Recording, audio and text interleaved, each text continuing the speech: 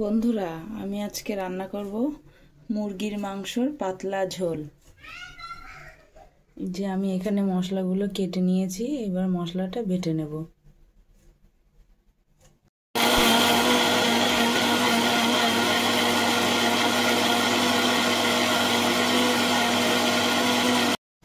মশলাটা আমার ভালোভাবে বাটা হয়ে গিয়েছে। তেলটা গরম হয়ে গেছে, আলুগুলো ভেজে নেব।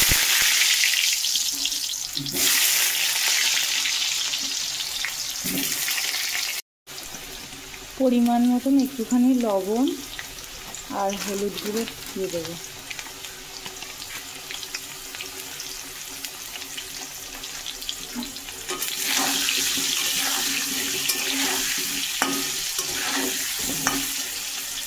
আলুগুলো আমি ভালো করে ভেজে নিয়েছি। এইবারে ফোড়নে আমি তেজপাতা, শুকনো লঙ্কা, জিরে দিয়ে দেবো। তারপরে পেঁয়াজ কুচিগুলো দিয়ে দেবো। পেঁয়াজটা আমার ভালোভাবে ভাজা হয়ে গেছে। এইবারে এখানে আমি কাঁচা লঙ্কা, টমেটো, পেঁয়াজ, আদা, রসুন সব দিয়ে দিয়েছি। এবার কড়াইতে দিয়ে দেবো। মশলাটা ভালোভাবে কষিয়ে নেব। বন্ধুরা, আমার মশলার থেকে তেল ছেড়ে দিয়েছে। এবারে আমি একে একে হলুদ গুঁড়ো, জিরের গুঁড়ো, লঙ্কার গুঁড়ো, লবণ সব দিয়ে দেবো।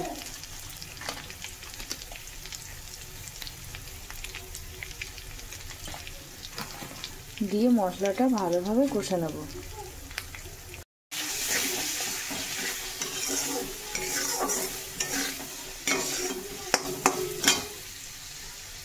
মশলাটা আমার কষানো হয়ে গেছে ভালোভাবে। এবার আমি মাংসটা দিয়ে দেব।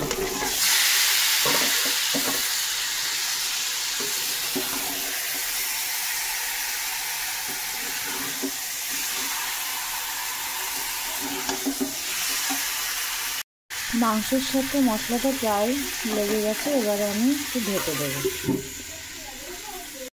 মাংস দেওয়ার জন্য জলটা ভালোভাবে গরম হয়ে গেছে। এবারে আমি নামিয়ে নেব।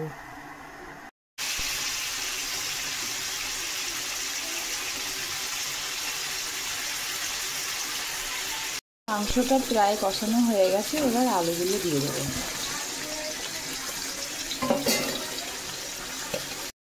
মাংসটা আমার ভালোভাবে কষানো হয়ে গেছে। মাংস থেকে প্রায় তেল ছেড়ে দিয়েছে। এবারে আমি গরম জলটা দিয়ে দেবো।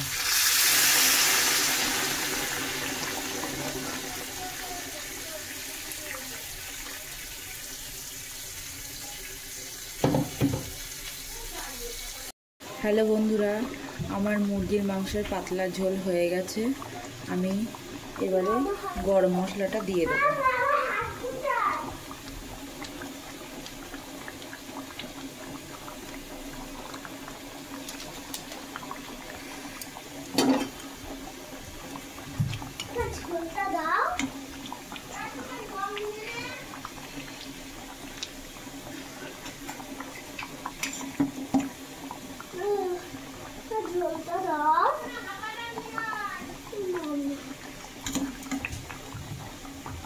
আমরা তো খাচ্ছি, তোমরাও বাড়িতে ট্রাই করে দেখো কেমন টেস্ট হয়।